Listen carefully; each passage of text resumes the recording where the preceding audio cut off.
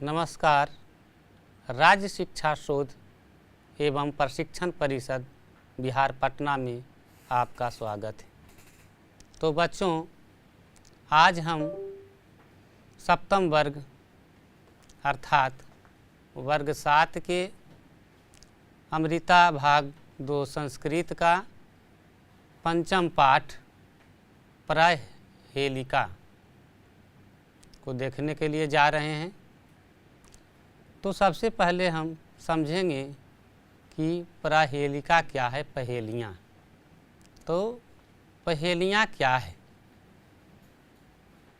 तो संस्कृत भाषा में पहेलियों का प्राचीन परंपरा रही है एवं अन्य विषयों में बाद में जाकर इसे जोड़ा गया।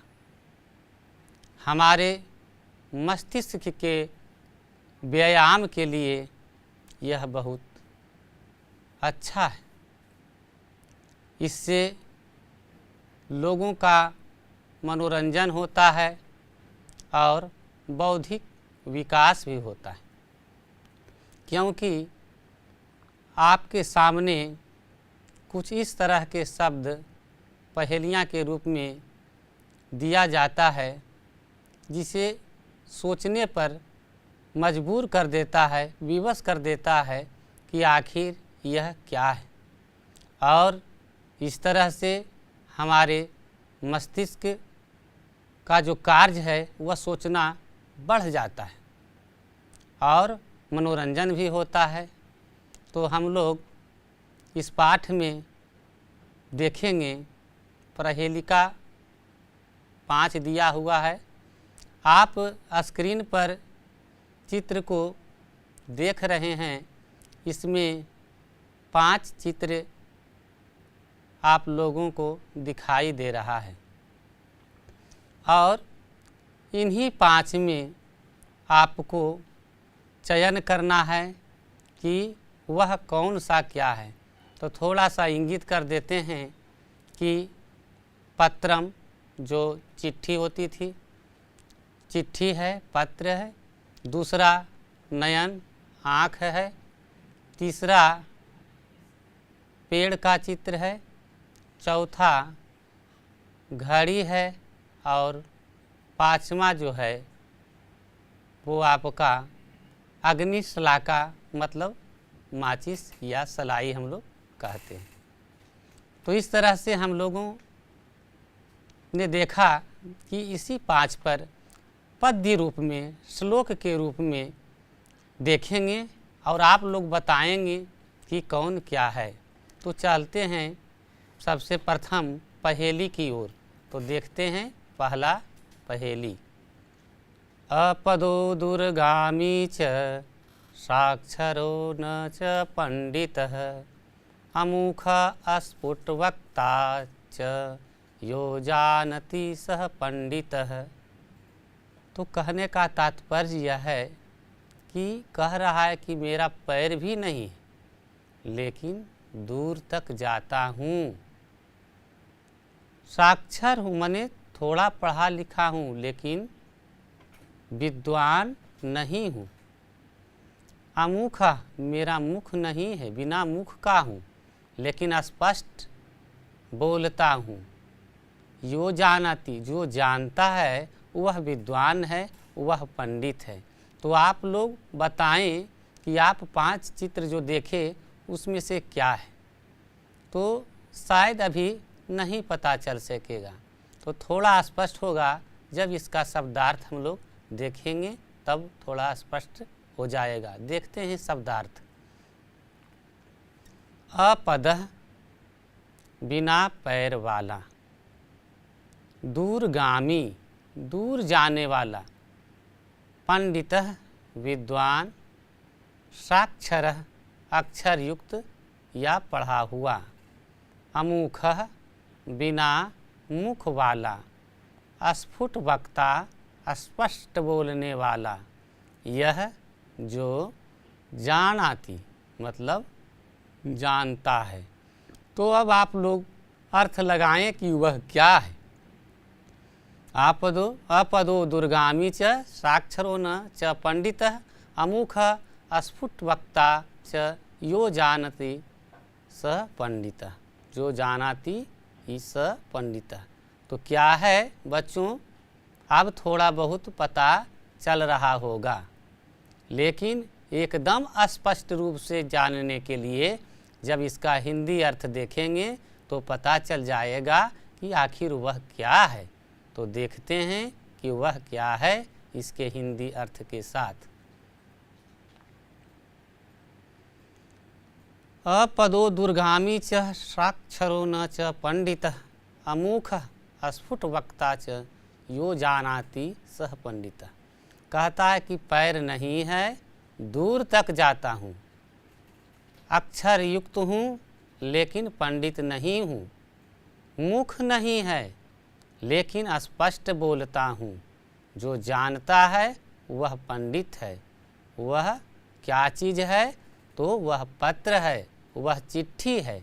तो कैसे है? तो बच्चों आप लोगों ने तो पत्र का प्रयोग बहुत कम किया होगा।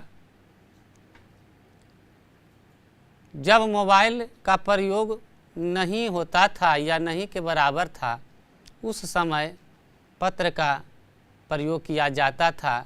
एक व्यक्ति दूसरे व्यक्ति के पास पत्र लिखते थे, उसमें देखते थे कि एक छोटा सा पोस्ट कार्ड होता था, अंतर्देशी होता था और एक सादा, उसे हम लोग बैरम कहते थे। इस तरह के पत्र दिया जाता था। पत्र में होता क्या था कि मान लिया रमेश महेश को पत्र लिख रहा है कि रमेश लिखता है कि महेश तुम कब आओगे। तो महेश यदि मुंबई में है और यही रमेश पटना में, तो पटना से यह लिखा और मुंबई के पते पर वह भेज दिया। वह पत्र वहाँ पहुँच जाता था। तो देखिए इस पत्र का पैर भी नहीं है लेकिन पहुँच गया मुंबई। इसके अंदर अक्षर युक्त है लेकिन वह नहीं पढ़ रहा, पत्र अपने आप नहीं पढ़ रहा, लेकिन इसका मुख नहीं है। जब लोग उसको पढ़ता है, महेश पढ़ता है, तो स्पष्ट लिखा हुआ है कि उसका मित्र रमेश उससे क्या कहना चाहता है। रमेश कहता है कि आप घर कब आओगे। तब वह पत्र के जवाब में वह दूसरा पत्र वहाँ से पुनः लिखता है कि मैं गर्मी के छुट्टी के बाद आऊँगा। और 6-7 दिन 8 दिन के बाद यहाँ पत्र आता है और पत्र प्राप्त करता है। वे उसे बहुत खुशी होती है कि मेरा मित्र कुछ दिनों में घर आने वाला है। तो इस तरह के चिट्ठियाँ होती थी। कुछ फिल्मों में भी देखे होंगे कि पत्र का जिक्र है, जिसमें एक है कबूतर जा जा, उसमें देखते हैं पत्र का जिक्र है। तो इस तरह से हम लोग समझ गए कि पहला पहेली क्या था, वह पत्र। अब चलते हैं दूसरे पहेली की ओर। न तस्यादिहि न तस्यांत मध्ये यत्यस्य तिष्ठति ममाप्स्यति तवाप्स्यति यदि जानासि तद्वद। मतलब इसका यदि हम लोग शब्दार्थ देखेंगे कि तस्यादि, तस्य जोड़ आदि, तस्यादि का मतलब उसका आरंभ, तस्यांत, तस्य जोड़ अंत, उसका अंत। अब देख रहे हैं बच्चों, थोड़ा सा देख लेते हैं कि तस्यादि यदि तस्य का य और जोड़ आदि का आ, यहाँ जब जुड़ रहा है तो आकार हो रहा है, इसलिए तस्या य पर एक डंडा आकार का पड़ गया। तो कौन सी संधि है?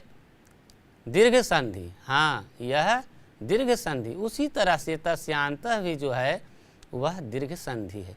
मध्य बीच में, सप्तमी विभक्ति, मध्य बीच में। ममाप्स्यति इसका संधि विच्छेद किया हुआ है। मम अपि जोड़ अस्ति, मम जोड़ अपि जोड़ अस्ति। मम मने मेरा, अपि मने भी, अस्ति मने है, मुझे भी है, मुझे भी है। यहाँ भी देख रहे हैं कि मा, मम का म में अ लगा हुआ है और अपि का अ जुड़ता है, तो अ जोड़ अ आ, ममा। यहाँ क्या हो गया? दीर्घ हो गया। अब देखते हैं कि अपि जोड़ अस्ति तो इकार अपी का ई और अस्ति का अ जुड़ करके यहाँ क्या हो गया है, यह हो गया है। वह भी देखिए कि यह के पहले आधा प है, अर्थात प यह संयुक्त है। तो हम लोग जानते हैं कि यन संधि में ऐसा होता है कि य और व के पहले कोई अर्धाक्षर हो तो हम लोग उसे यण संधि कहते हैं। आगे भी देखेंगे। फिर है तवाप्स्यति, तुम्हें भी है, मुझे भी है और तुम्हें भी है। वद, कहो, बोलो। तो बताओ कि जिसका आरंभ नहीं है और उसका अंत नहीं है, वे बीच में है। कहाँ? हमारे सर और इसके बीच में है। मुझे भी है और तुझे भी है, वह क्या है? तो आप लोग बता सकते हैं बच्चों कि वह क्या है। तो इसे स्पष्ट रूप से देखने के लिए चलते हैं इसके हिंदी की ओर, तब पता चलेगा कि वह क्या है। तो देखते हैं इसका हिंदी। न तस्यादि न तस्यांतः मध्ये यतस्य तिष्ठति, ममाप्स्यति तवाप्स्यति, यदि जानासि तद्वद। अब इसमें एक चित्र देख रहे हैं, वह चित्र से स्पष्ट हो गया है कि वह क्या है। यहाँ लिखा हुआ है क्या? नयन। तो इसका पहले अर्थ देख लेते हैं। न तो उसके प्रारंभ में हूँ और न अंत में हूँ, बीच में रहता हूँ। मुझे भी है और तुझे भी है। यदि जानते हो तो कहो वो क्या है। वह नयन है, नेत्र है, आँख है, चक्षु है। वह क्या है? वह आँख है। तो बच्चों हम कैसे समझेंगे कि वह आँख है? तो हम लोग समझते हैं कि हमारे शरीर में सर से लेकर ठुड्डी तक हम लोग देख रहे हैं कि बीच में हमारा जो नेत्र है वह बीच में क्या है, पता नहीं चल रहा है इसका प्रारंभ कहाँ है और इसका अंत कहाँ है। तो इस तरह से हम लोग कह सकते हैं कि दूसरी पहेली का जो अर्थ है वह क्या है? वह नेत्र है, वह आँख है। चलते हैं तीसरे पहेली की ओर। अब देखते हैं कि तीसरा पहेली क्या है। तीसरा पहेली है, नान्नं फलं वा खादामि न पीबामि जलं क्वचित्, चलामि दिवसे रात्रौ समयं बोधयामि च। अब कहता है कि न अन्न खाता हूँ और न फल खाता हूँ और जल भी नहीं पीता हूँ, लेकिन दिन रात चलता हूँ और सभी को समय का बोध कराता हूँ। तो बताएं वह क्या है? तो इसे थोड़ा स्पष्ट करने के लिए हम लोग इसका शब्दार्थ देखते हैं तो थोड़ा स्पष्ट हो जाएगा। तो देखते हैं इसका शब्दार्थ। न जोड़ अन्नम, नान्नम दीर्घ संधि है, अन्न नहीं। क्वचित कहीं, चलामी चलता हूँ, दिवसे दिन में, सप्तमी विभक्ति, रात्रौ रात्र में, बोध्यामी बतलाता हूँ। तो अब देखिए इससे पता चलता है कि क्या है। यदि आप लोग पूर्ण रूप से जानना चाहते हैं कि पूर्ण रूपेण यह क्या है, नहीं पता चल रहा है, तो देखते हैं इसका हिंदी स्पष्ट हो जाएगा वह क्या है। नान्नं फलं वा खादामि, न तो अन्न खाता हूँ, न पीबामि जलम क्वचित, न अन्न खाता हूँ, न फल खाता हूँ और न जल कभी पीता हूँ। तो चलामी दिवसे रात्रो, दिन रात चलता रहता हूँ, मैंने दिन में भी चलता हूँ, रात में भी चलता हूँ और समय का बोध कराता हूँ, बतलाता हूँ। यह क्या है? इस चित्र में हम लोग देख रहे हैं कि यह घड़ी है, घटिका। यह क्या है? घटिका मतलब होता है घड़ी। तो इस तरह से हम लोगों ने देखा कि 3 पहेलियां हम लोग समझ चुके हैं। अब चौथी पहेली की ओर चलते हैं। अब लोग आसानी से पता लगा सकते हैं कि क्या, क्योंकि 3 हो चुका, अब 2 ही तो देखना है। तो देखते हैं अगला पहेली क्या है। चौथा, मुखम कृष्णम वपुः क्षीणं मंजूषायां च संवृतं घर्षणं मे दहत्यासु रसवत्यां वसामहम्। अभिप्राय है मुख काला है, शरीर क्षीण है, दुबला है, और मैं मंजूषा में, पेटी में संवृत होकर के ढके हुए रहता हूँ, और यदि मुझे घर्षण किया जाए तो जल उठता हूँ। और मेरा घर कहाँ है? मेरा घर जो है वह रसोई घर में है। तो अब बताइए, 3 तो हो चुका था, 2 जो बच गया है वह क्या है? बचा हुआ है अग्निशलाका और वृक्ष। तो देखते हैं इसका शब्दार्थ पता चल जाएगा क्या है। कृष्णम काला, मुखम मुख, कृष्णम काला, वपु शरीर, क्षीणम दुबला पतला, मंजूषायाम पेटिका में, पेटी में, संवृतम ढका हुआ या बंद, घर्षणम रगड़ना, दहती जोड़ आंसू, दहत्याशु। यहाँ देख रहे हैं कि यह के पहले जो त है आधा है, ऋण संधि, शीघ्र जलता है। आंसू का मतलब शीघ्र, दहती मतलब जलना। अब है रसवती, सप्तमी विभक्ति है, तो रसवत्याम रसोई में, बसामी अहम मने रहता हूँ, बसा में हम रहता हूँ या रहती हूँ। तो अब तो पता चल गया होगा कि रसोई घर में इस तरह का कौन रहता है जो घर्षण से जल जाता है। तो कुछ बच्चे समझ गए होंगे, और जो नहीं समझ पाए हैं उनके लिए चलते हैं अब इसके हिंदी की ओर। देखते हैं कि यह क्या है।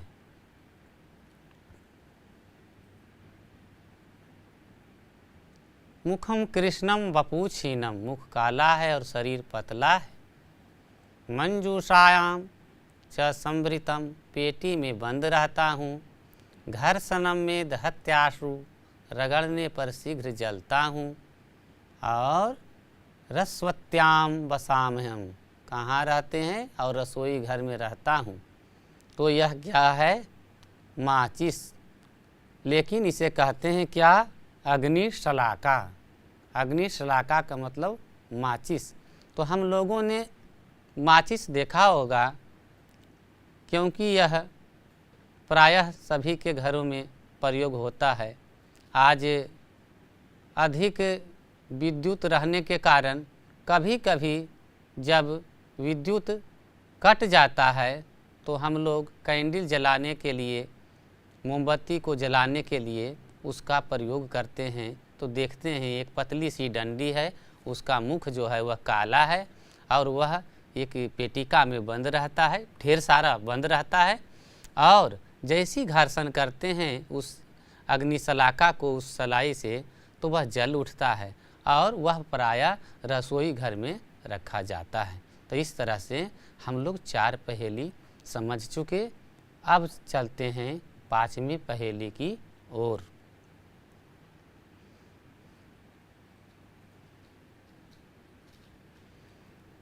तिष्ठामि पादेन वाको न पंगु, दाता फलानां न कृतेन यत्नः, मौनेन जीवामि मुनिर्न मूकः, सेव्यो अस्मि कोऽहं निरपतिर्न देव।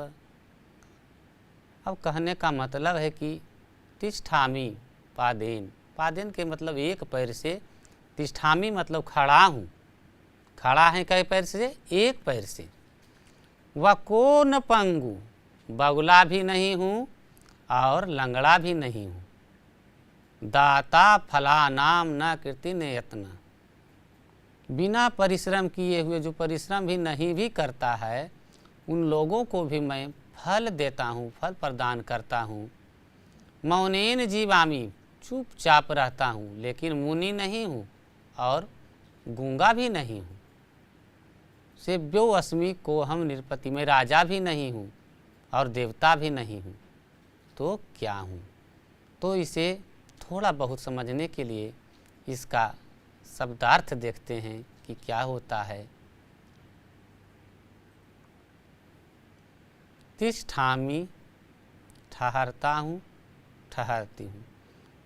जिस शब्द में आमी लगा रहता है उसके लिए कर्ता होता है अहम।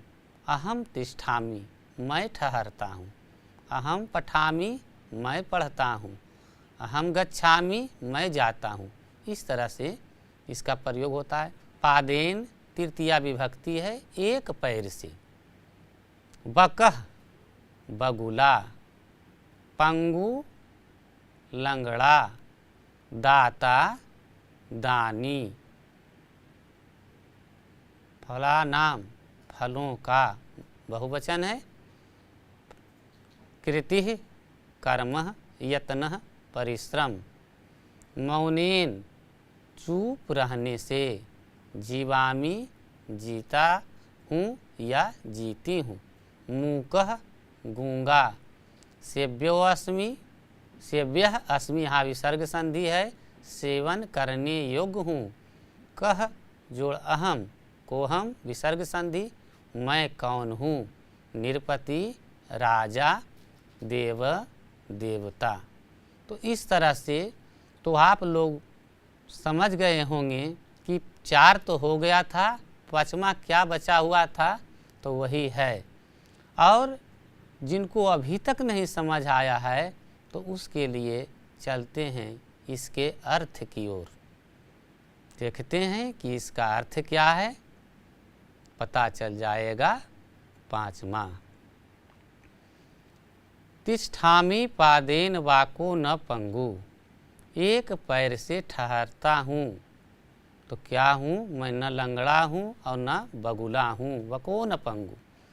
दाता फलानाम न कीर्ति न यत्न, फलों का दानी हूँ बिना परिश्रम और कर्म के। मौनेन जीवामी, मुनिर्न मूकः, मूक मतलब गूंगा, मूक होकर रहता हूँ। न तो मैं मुनि हूँ और न गूंगा हूँ। सेव्योऽस्मि, सेवन करने योग्य हूँ। को अहम, न राजा हूँ, निरपति न देवा, न राजा हूँ न देवता हूँ, तो कौन हूँ? तो बताओ मैं कौन हूँ? तो स्क्रीन पर आप लोग चित्र देख रहे होंगे और यहाँ लिखा हुआ भी है वृक्ष, पेड़। तो यह कैसे है इसे समझते हैं। गौर से देखते हैं कि पेड़ जो है एक तना के सहारे वह खड़ा है, इसलिए यह कहता है वृक्ष कि मैं एक पेड़ पर हूँ, एक पैर पर खड़ा हूँ, लेकिन लंगड़ा भी नहीं हूँ और बगुला भी नहीं। जो आदमी परिश्रम करता है या नहीं करता है, तो जब हम फल मेरे में लग जाता है तो वह जब मैं गिराता हूँ तो लोग उसे सेवन करते हैं, खाते हैं। तो वही कहता है कि फलों का दानी हूँ बिना परिश्रम और कर्म के। मूक होकर रहता हूँ, पेड़ बोलता नहीं है, लेकिन वह मुनि भी नहीं है, वह गूंगा भी नहीं है। सेवन करने योग्य हूँ, न राजा हूँ, वह राजा भी नहीं है, देवता भी नहीं है, लेकिन सेवन करने योग्य है। पेड़ से हम लोगों को क्या क्या चीज़ प्राप्त होता है? फल प्राप्त होता है, पत्तियाँ प्राप्त होता है, लकड़ी प्राप्त होता है। सबसे अधिक तो यह होता है कि इससे हम लोगों को ऑक्सीजन प्राप्त होता है। इसलिए 5 पहेलियों को हम लोगों ने 5 पहेलियाँ देखा और उससे हमें बहुत कुछ सीखा कि पत्र क्या होता है, पत्र के बारे में हम लोगों को जानकारी प्राप्त हुआ। दूसरा, हमारा जो आँख है वह कहता था कि मैं इसका शुरू भी नहीं है और प्रारंभ भी नहीं, अंत भी नहीं है, कहाँ है? वह बीच में है, मेरे पास भी है और तुम्हारे पास भी है, वह क्या है? आँख। तो दूसरा क्या था? आँख। तीसरा था कि बिना खाए पिए दिन रात हम चलते हैं। तो क्या चलता था दिन रात? वह था घड़ी। और चौथा कहता है कि मैं छोटा सा शरीर लेके दुबला पतला, मेरा मुख काला है, लेकिन यदि घर्षण किया जाता है तो मैं जल उठता हूँ और मैं रसोई घर में रहता हूँ। तो वह अग्निशलाका क्या है? माचिस सलाई। और पेड़ जो है वह एक पैर पर खड़ा रहता है, वह सभी को फल प्रदान करता है। इस तरह से हम लोगों ने 5 पहेलियों को समझा। अब चलते हैं इसके व्याकरण भाग की ओर। तो बच्चों, हम लोगों को पहेलियाँ क्यों समझनी चाहिए? और यह जो पहेली, उसे हिंदी में बूझ कहते हैं देहाती भाषा में। तो इससे हमारे मानसिक व्यायाम होता है, मस्तिष्क तरोताज़ा रहता है और इससे मनोरंजन भी होता है। अक्सर आजकल देखते हैं कि पत्र पत्रिकाएं में इस तरह के पहेलियां दिया रहता है, जिसे हमें समझना होता है, सुलझाना होता है। तो हमारे पाठ में इसे देने का क्या कारण है कि पंचम पाठ में अमृता भाग 2 में यह दिया गया है। इसीलिए दिया गया है कि बच्चों की बौद्धिक विकास किस तरह तेज़ी से हो।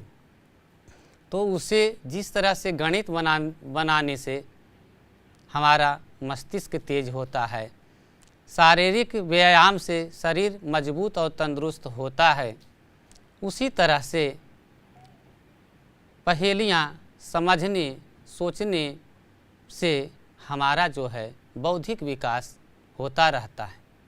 और जब तक मनुष्य का बौद्धिक विकास नहीं होगा तो सर्वांगीण विकास की कल्पना नहीं की जा सकती है। तो इस तरह से हम लोगों ने 5 पहेलियों को देखा और मैं कहता हूँ कि आप लोग इसे जो शब्दार्थ है, इसका हिंदी है, उसे लिख लेंगे तो समझने में और आसानी होगा और निरंतर इसका अभ्यास करते रहेंगे। एक दोस्त दूसरे दोस्त को समझाएंगे, पूछेंगे कि इसका मतलब क्या होता है। तब इस तरह के प्रयोग से अपने अभिभावक से भी पूछ सकते हैं। इस तरह के प्रयोग से हमारा बौद्धिक विकास होता रहेगा। खास करके यही आशा और कामना के साथ मैं कहता हूँ कि आप लोग निरंतर अभ्यास करते रहेंगे। फिर मिलते हैं अगले वर्ग कक्ष में। तब तक के लिए नमस्कार, धन्यवाद।